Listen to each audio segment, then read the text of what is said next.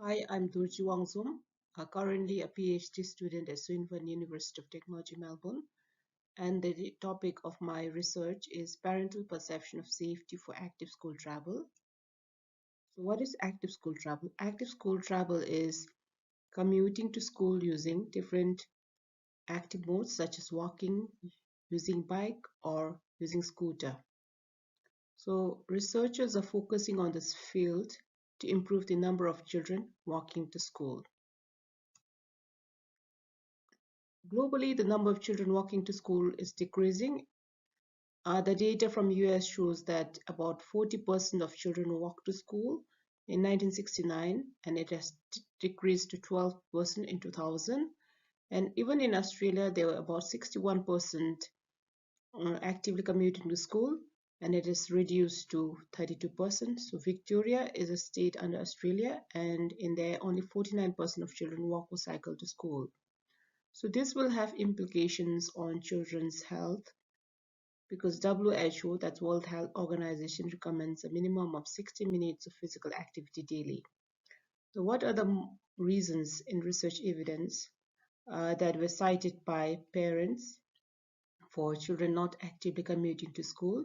There are many reasons, but these three are the main reasons: that distance to school, that's if the distance far, children are not able to walk to school. Then stranger danger and parental perception of traffic safety.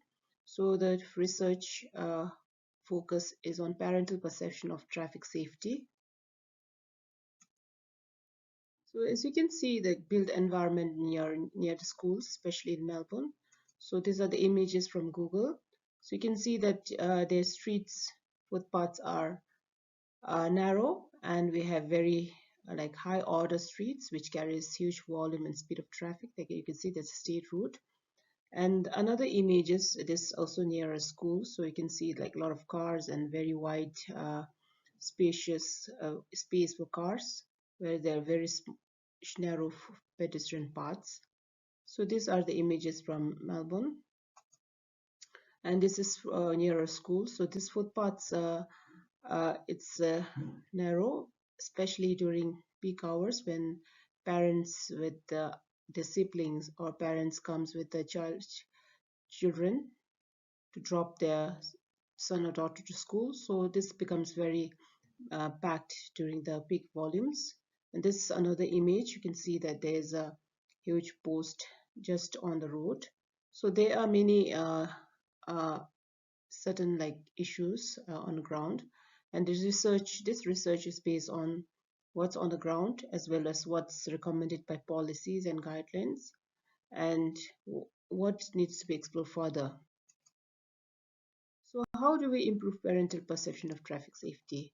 There are interesting research by Landis et al. It is conducted for adult pedestrians in US, and it has seen that the lateral separation from traffic as well as buffers such as street trees improve parental perception of improves the safety.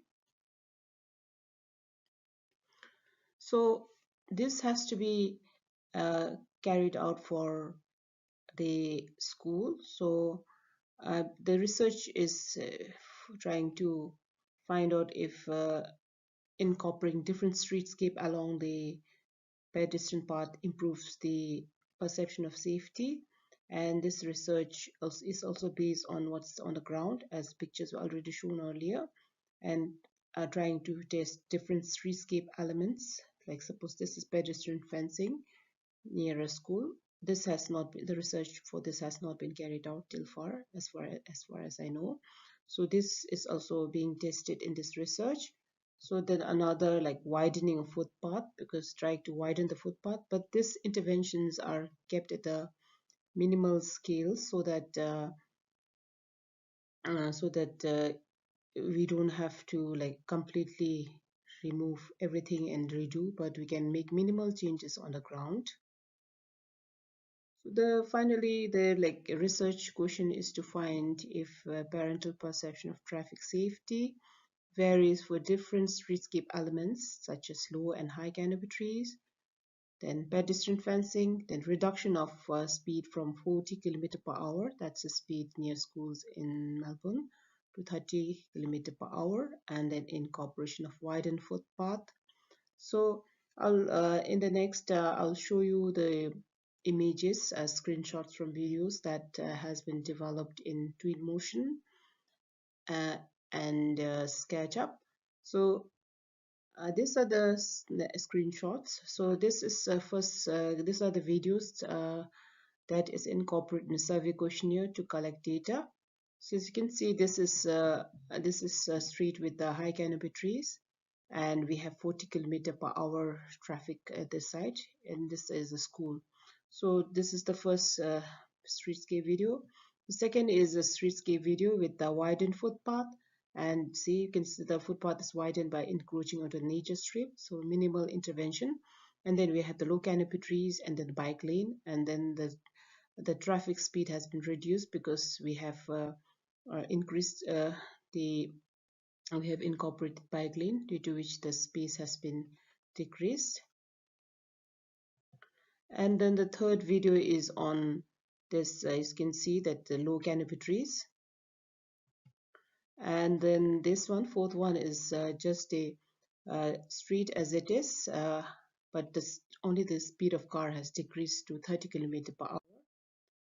So the fifth one is just incorporation of bike lane, and then fourth one is 40 km/h speed, the same speed, existing situation.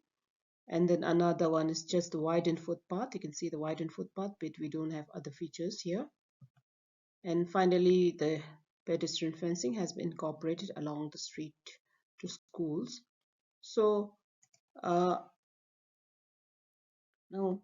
these videos are embedded in the survey questionnaire, and the data is collected through there. And like the questions will be like, is this street safe for active school travel? And then the rating is there from 1 to 10, and based on that, perception can be found out for different streetscape elements.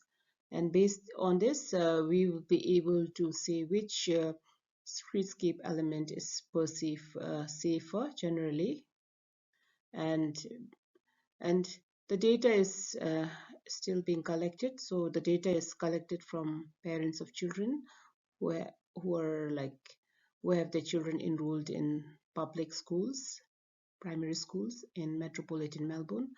The data will be collected through Facebook ad campaign, as well as from the Facebook online communities, and the survey questionnaire is called Tricks. So data analysis will be carried out, and the results will be soon, like it's still under process. So there will be around 400 sample size. Thank you. If you have any questions, you can contact the convener for the email address, and you can write to me. Thank you so much.